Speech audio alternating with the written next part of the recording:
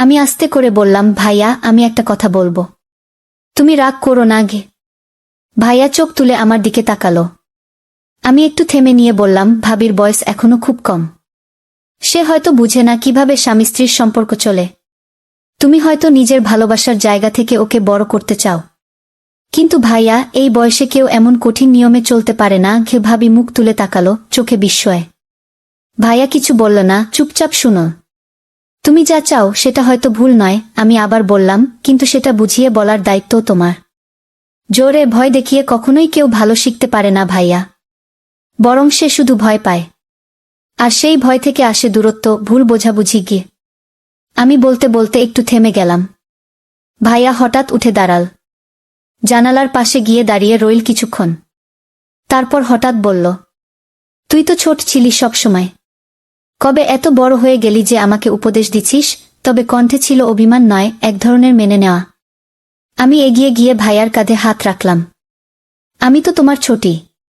তাই বলছি। কারণ তুমি যে কষ্ট পাচ্ছ সেটা আমিও সহ্য করতে পারছি না কি বন্ধুরা। আজকের এই গল্পটি আরও স্পেশাল, না দেখলে খুব মিস করবেন। আর দয়া করে গল্পটি ভালো লাগলে ভিডিওটি লাইক, কমেন্ট, শেয়ার ও চ্যানেলটি সাবস্ক্রাইব করে দেন প্লিজ। ভাইয়ার বিয়ে ঠিক হবার পর থেকে বাসার পরিবেশ একেবারে বদলে গেল। মা বাবা খুশিতে ডুবে থাকলেও আমার মনে একটা অদ্ভুত অস্বস্তি কাজ করছিল। ভাইয়ার বউ সাজু, মাত্র 5 বছরের মেয়ে। নিজের কথাবার্তা খুবই কম, হাসিটাও যেন ভয়ে আটকে থাকে ঠোঁটের কোণে। প্রথম দিন থেকেই আমি লক্ষ্য করছিলাম। সে কথা কম বলে, মাথা নিচু করে থাকে সবসময়। তার বয়স নিয়ে আমি প্রশ্ন তুলেছিলাম, কিন্তু পরিবার বলেছিল বউয়ের বয়স ছোট হলে তবেই সহজে গড়াগড়ি হয়ে যাবে সংসার। আমি কিছু বলিনি তখন, কিন্তু মনটা কেমন করে উঠেছিল। বিয়ের 3 দিন পর প্রথম রাতে আমি আমার ঘরে শুয়েছিলাম। হঠাৎ রাত 1টার দিকে চাপা এক ধরনের আওয়াজ পেলাম। যেন কারো কণ্ঠ, রুদ্ধ কান্না বা কিছু একটা ঠেকিয়ে রাখা হচ্ছে। আমি উঠেই বারান্দায় গেলাম। পাশের ঘরে আলো নিভানো, কিন্তু দরজার ফাঁক দিয়ে আলো এসে পড়ছিল। কানে আসছিল ফিসফিস করা শব্দ। ভাবলাম, নতুন বিয়ে, এমন তো হতেই পারে। নিজেকে বোঝালাম। কিন্তু প্রতিদিন, প্রতি রাত একই আওয়াজ। প্রতিদিন রাত 1টা থেকে 2টার মাঝামাঝি সময়ে একটা চাপা শব্দ হতো, কখনো কান্নার মতো, কখনো ফিসফিস করে ঝগড়ার মতো, আবার কখনো দম বন্ধ হয়ে আসা নিঃশ্বাসের মতো। আমি এক রাতে ঠিক করলাম দরজার পাশে চুপ করে দাঁড়িয়ে থাকব। সেই রাতেও ঠিক একই সময়ে শব্দটা শুরু হলো। তোমার কিছু শেখার দরকার আছে কি? এটা আমার ভাইয়ার গলা। তবে খুব কঠিন, রাগী শোনাচ্ছিল। আরেকটা গলা, খুব নিচু, কাপা কাপা, আমি তো চেষ্টা করছি। ভাই। আমি চমকে উঠলাম। ভাই? ও কি ভাইয়াকে ভাই বলছে? আমি আর দাঁড়িয়ে থাকতে পারিনি। দরজা খুলে হঠাৎ করেই কাশলাম, যেন কিছুই জানি না। ভাইয়া দরজা খুলে মাথা বের করল। চেহারা একেবারে লাল, কপালে ঘাম। ঘুমাওনি এখনো? না, পিপাসা পেয়েছিল, পানি খেতে উঠেছিলাম। ভালো করে ঘুমাও। তোদের পরীক্ষার সময় এটা না করলে হয় না। আমি চলে আসলাম। কিন্তু রাতটা কেটে গেল অস্থিরতায়। রোজ রাতেই একই সময়, একই চাপা শব্দ, একই শ্বাসরুদ্ধ ফিসফাস। প্রথম কয়েকদিন নিজেকে বোঝানোর চেষ্টা করেছি, নতুন বিয়ে হয়েছে, কিছুটা অস্বস্তি হতেই পারে। কিন্তু ধীরে ধীরে শব্দগুলো কেবল অস্বস্তি নয়, ভয়ের মতো লাগতে শুরু করল। ভাবির কণ্ঠ যেন প্রতিদিন আরও বেশি কাঁপছে। আর ভাইয়ার কণ্ঠ হয়ে উঠছে কঠিন, চাপা রাগে ভরা। চতুর্থ রাতে আমি আর নিজেকে ধরে রাখতে পারলাম না। আমার ঘরের দরজা খুলেই সোজা বারান্দায় গেলাম। অন্ধকারে দাঁড়িয়ে নিঃশ্বাস আটকে চোখ রেখে দিলাম ভাইয়ার ঘরের দরজার ফাঁকে। দরজাটা একটু খোলা ছিল। মনে হলো ওরা হয়তো জানেই না কেউ দেখছে। ঘরের ভেতরের দৃশ্য দেখে আমি স্তব্ধ হয়ে গেলাম।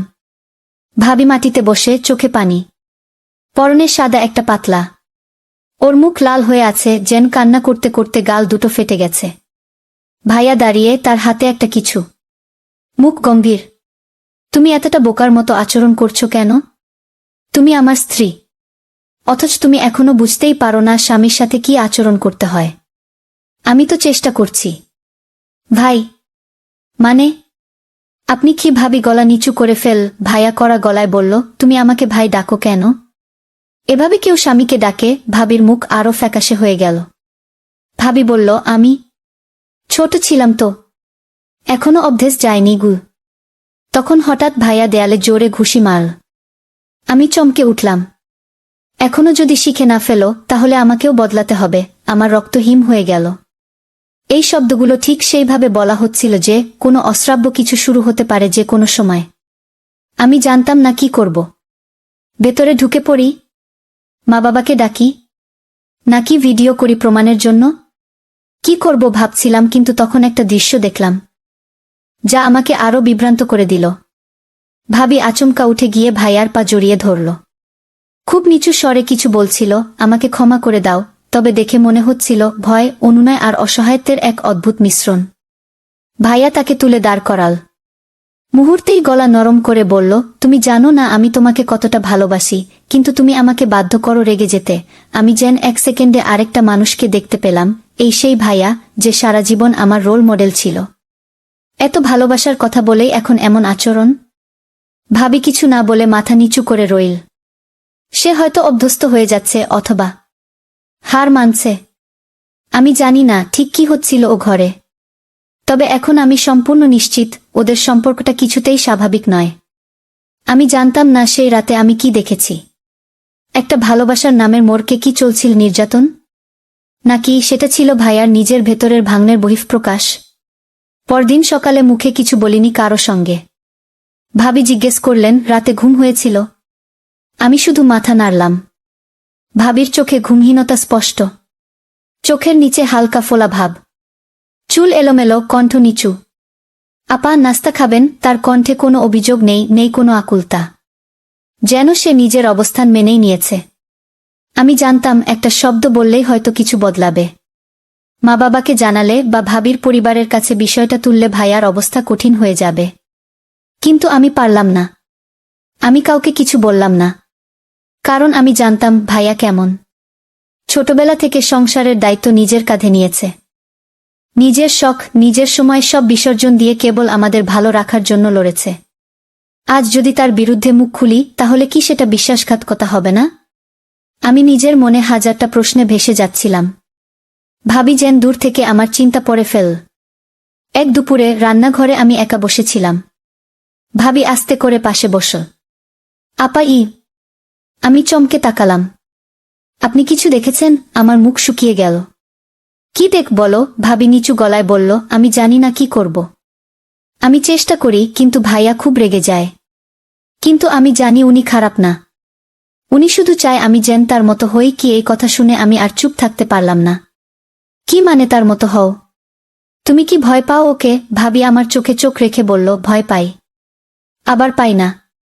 উনি রেগে গেলে খুব খারাপ লাগলেও পরে আবার মাফ চান।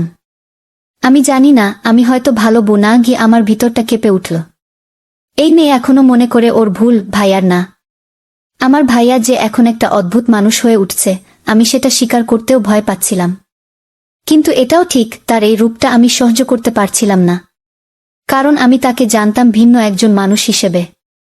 সেদিন রাতে প্রথমবার ভাইয়ার ঘরের দরজার ফাঁকে নয়, আমি নিজেই গেলাম ও ঘরের সামনে দাঁড়িয়ে।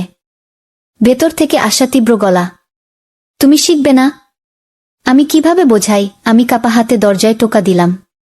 দরজাটা ধীরে খুলে গেল। ভাইয়া চোখ বড় করে তাকিয়ে থাকল। তুই এখানে? আমি তাকালাম ওর চোখে। সেখানে রাগ নয়, একরাশ লজ্জা।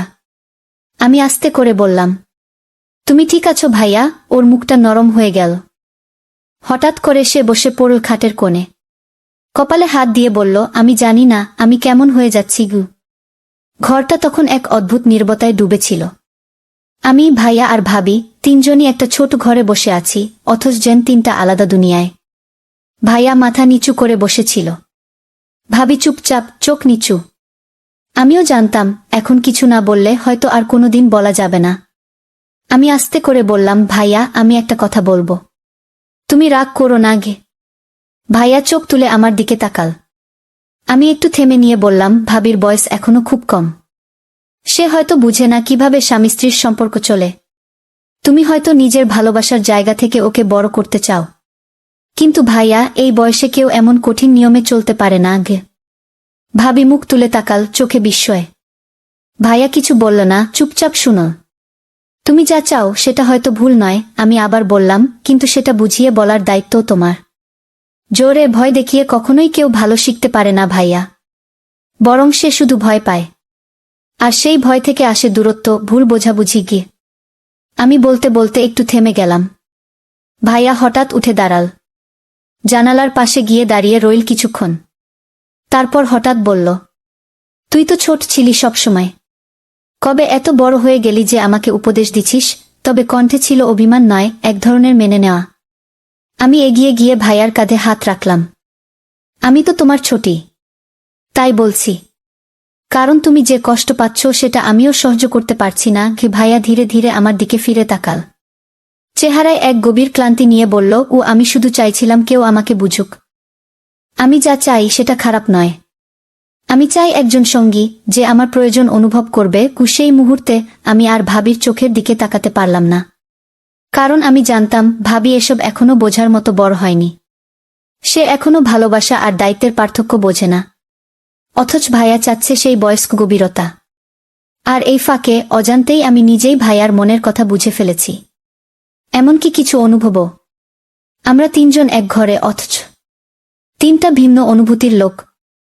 ভাবি ভয়ে ঢাকা, ভাইয়া একাকিত্বে কাঁপা, আর আমি এই দুইয়ের মাঝখানে দাঁড়িয়ে নিজের অবস্থান খুঁজে ফিরছি। রাত তখন অনেকটা গড়িয়ে গেছে। ভাইয়ার ঘরে আলো নেভার আগ পর্যন্ত আমি পাশে ছিলাম। গল্প করেছি, পুরনো কথা মনে করিয়ে দিয়েছি। কিছু কিছু মুহূর্তে ভাইয়ার মুখে একটু শান্তির ছাপ ছিল। ভাবিও চুপচাপ আমাদের কথা শুনছিল, কখনো চোখে এক টুকরো ঈর্ষা, কখনো স্বস্তি। তবে আমি বুঝছিলাম, আমি যেন ওদের দুজনের মাঝখানে এসে দাঁড়িয়েছি, না চাইতেই। রাত 12:30টার দিকে আমি উঠে বললাম, আমি চলি ভাইয়া, অনেক রাত হয়ে গেছে। ভাইয়া আস্তে করে মাথা নেড়েছে। ঠিক আছে, ঘুমাস ভালো করে। ভিতরে কোথাও ওর কণ্ঠে ছিল না বোন বলার সেই চেনা উষ্ণতা।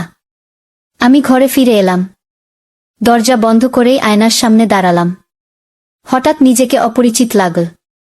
আমি কি এখনো সেই আমি, নাকি ভাইয়ার দুঃখ বুঝতে গিয়ে নিজের ভেতরেও কিছু হারিয়ে ফেলেছি? শুয়ে পড়লাম, কিন্তু ঘুম আসছিল না। কান খাড়া করেই রেখেছিলাম, ভাবলাম আবার সেই রাতের মতো কোনো অদ্ভুত শব্দ শুনব কিনা। কিন্তু আজ যেন সব নীরব। আকাশে হালকা চাঁদ উঠেছে, জানালার ফাঁক দিয়ে তার আলো ঘরে ঢুকছে। ঠিক তখনই ফোনে একটা মেসেজ এল, ভাইয়ার নাম্বার থেকে। আজ তুই ছিলি বলেই আমি শান্ত থাকতে পারলাম। তুই পাশে থাকিস, তাহলে আমি বদলাতে পারবো। মেসেজটা পড়ে হাত কাঁপতে লাগল। ভাইয়া? আমি উত্তর দিলাম না, শুধু ফোনটা চেপে ধরে ভাবতে লাগলাম, আমার উপস্থিতি কি ওর মধ্যে বদলের আশ্বাস, নাকি আরো গভীর কোনো টান তৈরি হচ্ছে? ঘরের নিস্তব্ধতা তখন আরো ভারী হয়ে উঠছিল। আমি জানতাম কাল সকাল থেকেই সবকিছু আর আগের মতো থাকবে না। পরদিন সকালটা ছিল অন্যরকম। আমি উঠে প্রথমেই আয়নার দিকে তাকালাম। চোখে কালো ছাপ, মুখে চাপা ভাব। আমি কি ক্লান্ত ছিলাম, নাকি বদলে যাচ্ছিলাম? ভাইয়া ও ভাবি ডাইনিং টেবিলে বসেছিল। আমি যেই ঘর থেকে বের হলাম, ভাইয়া একটু তাকাল আমার দিকে। নীরব চাহনি, কিন্তু যেন কিছু বলছিল। ভাবি নিচু গলায় বলল, আপা চা বানিয়ে দিই? আমি হেসে বললাম, না, আজ আমি করি। চা বানাতে বানাতে আমি ভাবছিলাম, এই সংসারে আমি কি ভূমিকা নিয়েছি। ভাবি যে এখনো নতুন, যার বয়সী বোঝে না সংসার মানে কি। ভাইয়া যে নিজের ভেতরের তীব্র শূন্যতা পূরণ, কিন্তু হয়তো ভুল পথে। আর আমি তো কেবল সাহায্য করতে চেয়েছিলাম, ভাইয়াকে বদলাতে, ভাবিকে বুঝতে শিখাতে। কিন্তু নিজের ভেতরের এক অজানা অনুভবের সঙ্গে লড়ছিলাম। রাত হলে আবার কথা হলো ভাইয়ার সঙ্গে। আমি জানালা দিয়ে চাঁদের দিকে তাকিয়েছিলাম। ভাইয়া পাশে এসে দাঁড়াল। তুই পাশে থাকিস তো সব সহজ লাগে। আমি হেসে বললাম, আমি তো আছি ভাইয়া, সবসময়। কিন্তু সেই হাসির নিচে ছিল একটা চেপে রাখা সত্য। ভাইয়াকে সাহায্য করতে গিয়ে আমি নিজেই কোথায় যেন আটকে গেছি। দিনগুলো চলতে লাগল, ভাবি একটু একটু করে বুঝতে শিখছে। ভাইয়াও ধীরে ধীরে কম রাগ দেখাচ্ছে। সব ঠিক হয়ে যাচ্ছে বাইরের চোখে, কিন্তু আমার ভেতরটা, আমি জানি আমি আর আগের মতো নেই। ভাবি বদলে যাচ্ছিল। সে এখন আর আগের মতো চোখ নামিয়ে কথা বলে না, বরং অনেক সময় আমার চোখে চোখ রাখে, নির্ভেজাল কৌতূহল নিয়ে। যেন সে আমাকে বুঝে ফেলতে চাইছে। না, শুধু বুঝে নয়, পরীক্ষা করছে। একদিন সন্ধ্যায় রান্নাঘরে সে আমাকে হঠাৎ জিজ্ঞেস করল, আপা, ভাইয়ার সাথে আপনি অনেক কথা বলেন আজকাল। ভালো লাগে আপনাদের বন্ধুত্ব দেখে। আমার ভেতরটা ধক করে উঠল। আমি বললাম, ভালো বন্ধুত্ব তো ভাই বোনের মাঝে থাকতেই পারে, তাই না? সে মাথা নাড়ল, হ্যাঁ নিশ্চয়ই। কিন্তু মাঝে মাঝে মনে হয় আমি যেন বাইরের কেউ। তার কণ্ঠে ঈর্ষা ছিল না, ছিল এক ধরনের ক্ষীণ ক্ষোভ আর ভয়ের ছায়া। রাত গভীর। আবারও সেই পুরনো ছাদের কোণে আমি দাঁড়িয়ে। ভাইয়া পাশে এসে দাঁড়ায়, একদম নীরব।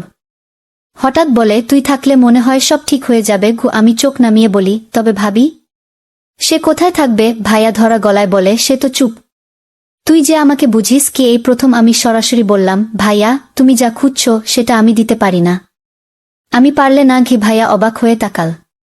তার চোখে তখন কষ্ট, হারানোর ভয় আর একটা বেপরোয়া আকাঙ্ক্ষা। তো বন্ধুরা, ভিডিওটি ভালো লাগলে কমেন্টে জানাবেন।